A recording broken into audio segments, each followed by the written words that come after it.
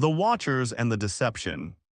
The cloaked scout vessel Obsidian I hung motionless against the backdrop of stars, its sleek obsidian hull absorbing rather than reflecting light, a shadow watching Earth from just beyond lunar orbit. Commander Pelak stood on the observation deck, his forearms crossed behind his back, violet eyes narrowed as he studied the blue-green planet. Such a primitive world, he mused, mandibles clicking softly. Look at them, still fighting over resources, burning fossil fuels. They've barely touched their own moon. Dr. Naira Voss approached, her scaled skin shimmering under the dim lights. The xenobiologist had spent months studying human behavior patterns through their broadcasts and transmissions. Don't let appearances deceive you, Commander, she cautioned. There's something inconsistent about their development path. Pelex chuckled, a rasping sound that echoed across the deck. The hegemony has observed Earth for 3 centuries. These humans are clever, yes, but disorganized. Their technology advances in erratic bursts followed by long periods of stagnation. They pose no threat to our expansion plans. The door to the bridge slid open as Lieutenant Zephyr entered, holding a data pad. Young for his rank, Zephyr's pale blue skin and large iridescent eyes marked him as newly graduated from the academy. Commander, I've detected unusual energy readings from the planet's southern oceans, he said, extending the pad. It's unlike anything in our database. Pelax took the device, studying the scrolling figures with growing confusion. These readings can't be correct. Run diagnostics on our sensors. Already did, sir, 3 times. Zephyr's voice carried a nervous edge. The readings are accurate. Dr. Voss leaned over to examine the data, her expert eyes widening. Commander, these energy signatures, they're artificial and massive. Impossible, Pelex snapped. Human technology isn't capable of generating power levels this high. Perhaps we should investigate further before reporting to the Council, Dr. Voss suggested. Commander Pelax paced the deck, all 4 arms now gesturing in agitation. Initiate deep scan protocol, maximum resolution focused on these coordinates.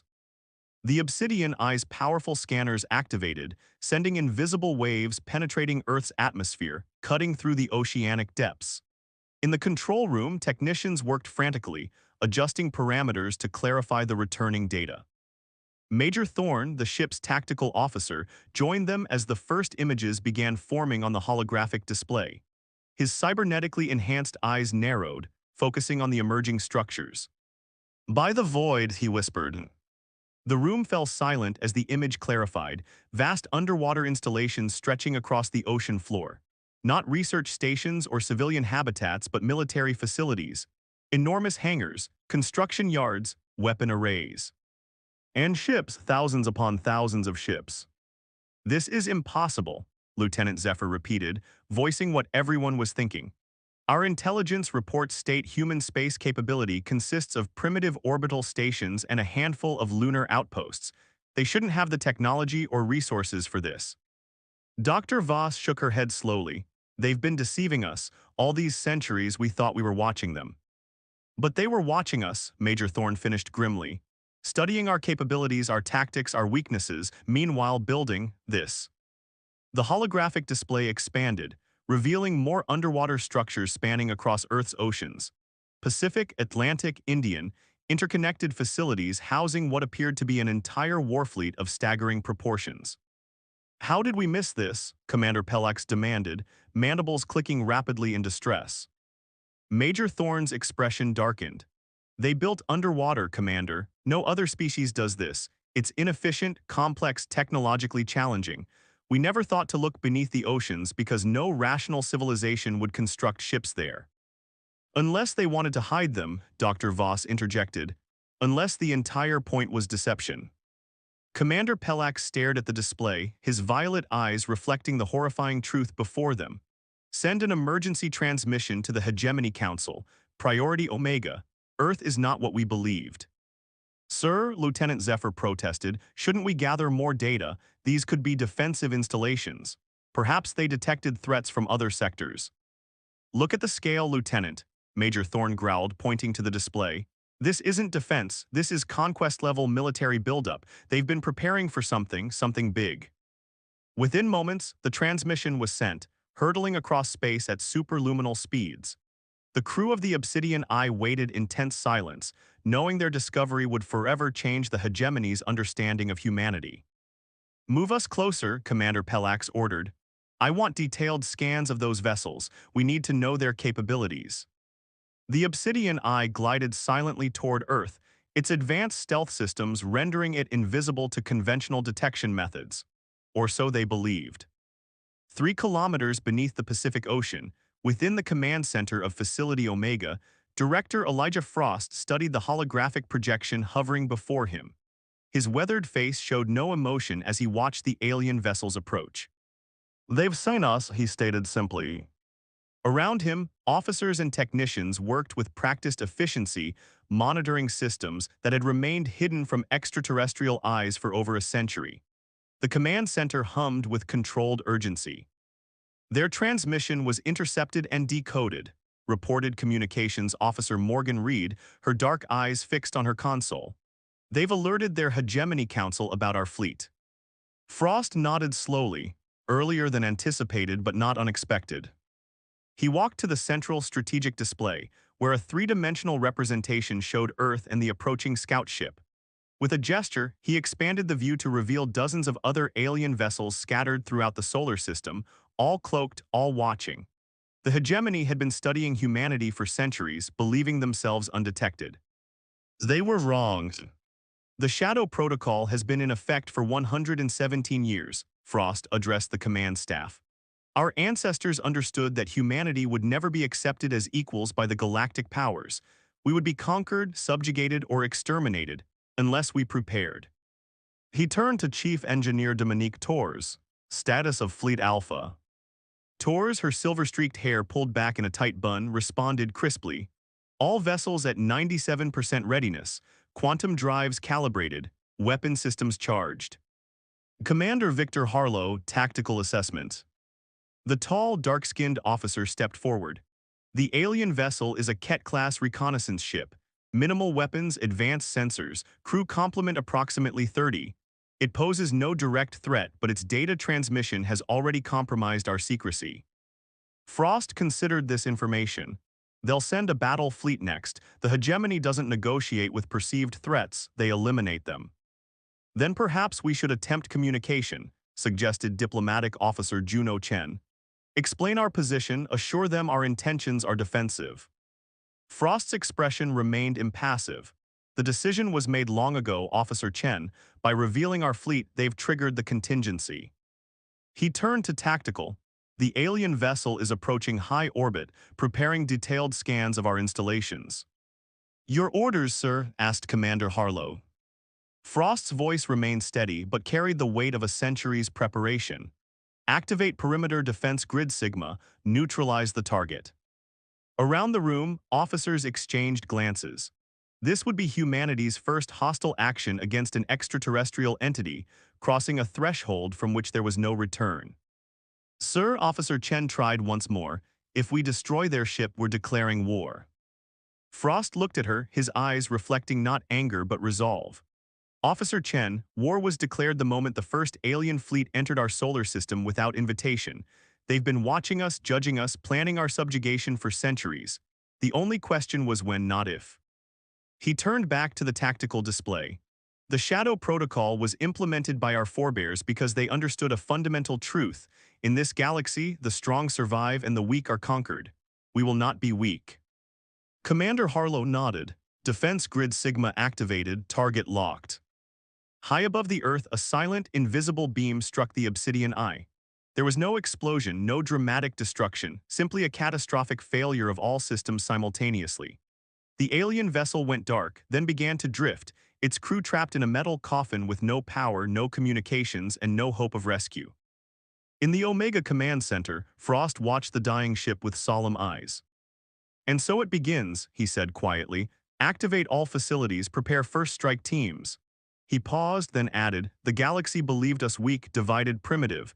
They will learn how costly such assumptions can be." As alarms sounded throughout the underwater base, humanity prepared for a war a century in the making. A conflict they had methodically, meticulously prepared to win.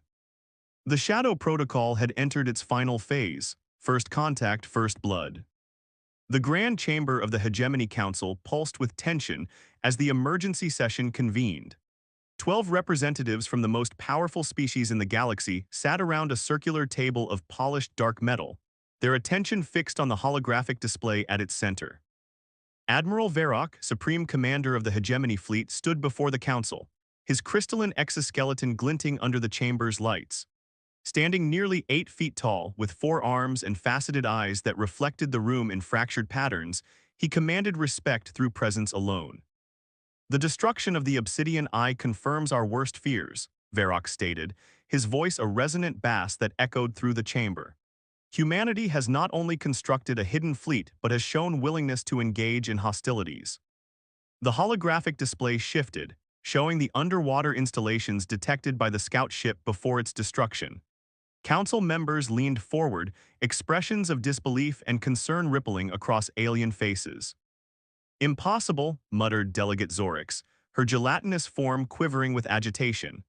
"Our psychological profiles indicated humans were too individualistic, too fractured as a species to coordinate a project of this magnitude." "Clearly," responded Councillor Drath, tapping his clawed fingers against the table, "our understanding of human capacity for unity was flawed. The question is, what do we do now?" Admiral Varrock's answer was immediate and decisive. "We must respond with overwhelming force. I propose deploying the 7th Battle Division, 200 warships, our most advanced vessels." "The 7th Division has never failed to subjugate a species," noted Delegate Ulix, his vapor-based form swirling thoughtfully. "But they have never faced a foe with unknown capabilities of this scale." "Which is precisely why we must act quickly," Varrock insisted. "Each moment we delay gives humanity time to prepare further. They've hidden this fleet for decades, perhaps centuries. What else might they be concealing?" The council fell silent, contemplating the implications. Finally, High Chancellor Mora, the eldest member, spoke with the gravitas of millennia. "Admiral Varrock, you have authorization to deploy the 7th Division. Your objective is to neutralize Earth's military capability and secure their immediate surrender. Avoid civilian targets where possible. We do not seek extinction, merely submission." Varrock saluted with all 4 arms. "We depart within the hour. The humans will understand the futility of resistance before their sun sets again." Deep beneath the Mariana Trench in Command Bay Theta, Captain Darius Wright watched the emergency alert flash across his neural interface. After a century of preparation, decades of training, the moment had finally arrived. The Hegemony was sending a battle fleet. "Status report," he ordered, his voice steady despite the gravity of the situation. Chief Strategist Naomi Keller stepped forward, her dark skin contrasting with the electric blue of her tactical interface gloves as she manipulated holographic data. 200 Hegemony warships have entered formation near Saturn's orbit," she reported. "Configuration suggests the 7th Battle Division, their elite force." Wright nodded. The 7th Division's reputation was well known to Earth's intelligence network. They had crushed 17 civilizations in the past century alone. "Time to intercept." 6 hours at their current velocity," Keller responded. "They're not hiding their approach. This is intended as a show of force." Wright turned to Flight Commander Hiroshi Takeda. "Status of our response fleet." Takeda, compact and precise in his movements, brought up the deployment grid. "First wave is ready, 500 Phantom-class vessels and support craft. Second wave can deploy 30 minutes after first. Third wave requires 2 hours for full power-up sequence." "And our special assets?" Wright asked, emphasis clear. Takeda's expression remained disciplined, but a glint of pride appeared in his eyes. "The Leviathan-class dreadnoughts are fully operational, Captain. The Hegemony has no record of such technology." Wright allowed himself a small smile. Humanity had spent generations absorbing alien broadcasts, studying their tactics, analyzing their weaknesses. They had built their fleet not to match alien technology, but to counter it specifically. Every weapon, every defense system had been designed with one purpose: to defeat the very forces now approaching Earth. "Send word to Director Frost. We're initiating Protocol Omega." As his command team dispersed to their stations, Wright approached the central viewing screen. It showed a live feed from the surface, ordinary people going about their day, unaware that humanity's greatest test was hours away. For a century, only a select few had known about the Shadow Protocol. The general population believed their governments were fractured, their militaries focused on terrestrial concerns. The deception had been necessary. "Will you inform the public, sir?" asked Lieutenant Ferris, his young face betraying the question many were thinking.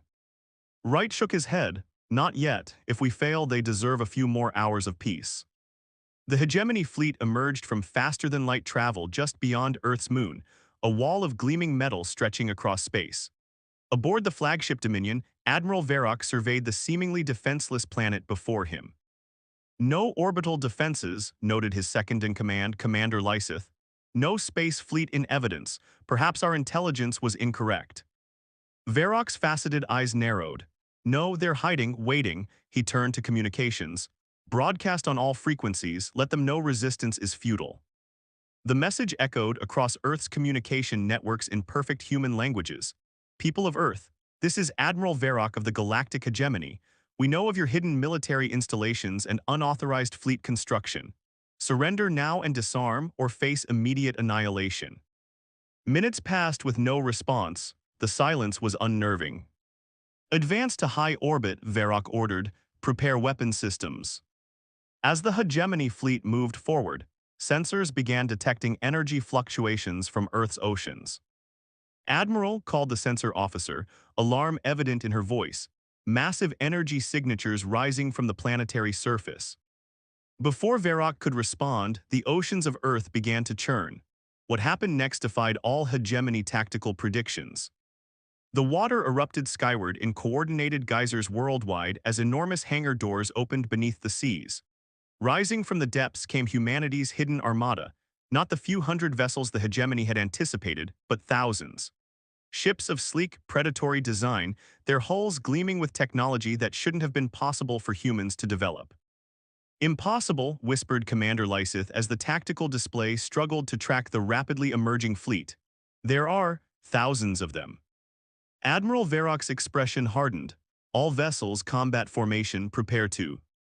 He never finished the order. The human fleet struck first with devastating precision.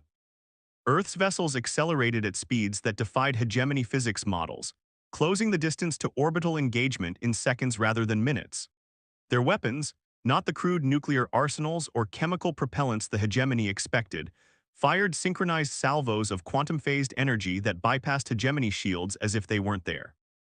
The first wave of attacks disabled 30 hegemony vessels before they could return fire. "They're targeting our command and control systems specifically," shouted the tactical officer as another blast rocked the Dominion. "They know our weaknesses." Varrock gripped the command console, mandibles clicking in fury and disbelief. "Return fire, all batteries, deploy fighters." The space around Earth erupted into chaos as the battle fully engaged. Hegemony beam weapons lashed out, destroying dozens of human vessels, but for each one destroyed, 10 more rose from the oceans below. It was becoming clear that humanity had built far more than intelligence had suggested, not hundreds, not thousands, but tens of thousands of warships. And they were winnings.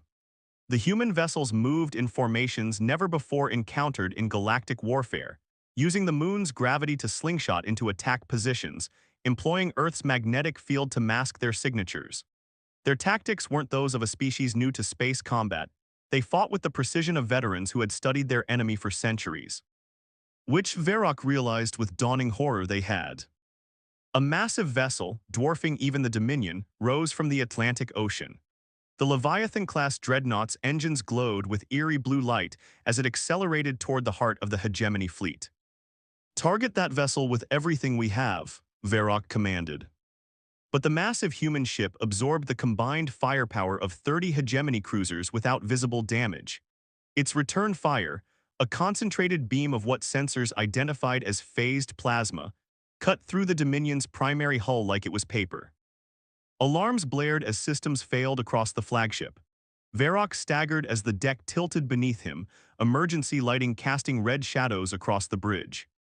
"Admiral," Commander Lysith reported, voice tight with shock, "half the fleet is disabled or destroyed. The humans are advancing on all fronts." Through the viewport, Varrock watched as Earth's hidden armada methodically dismantled the pride of the hegemony. Centuries of galactic dominance, undone in less than an hour. They were never weak, he realized aloud. They were patient, preparing, studying us while we believed we were studying them. The tactical display flickered as another transmission came through, from Earth this time.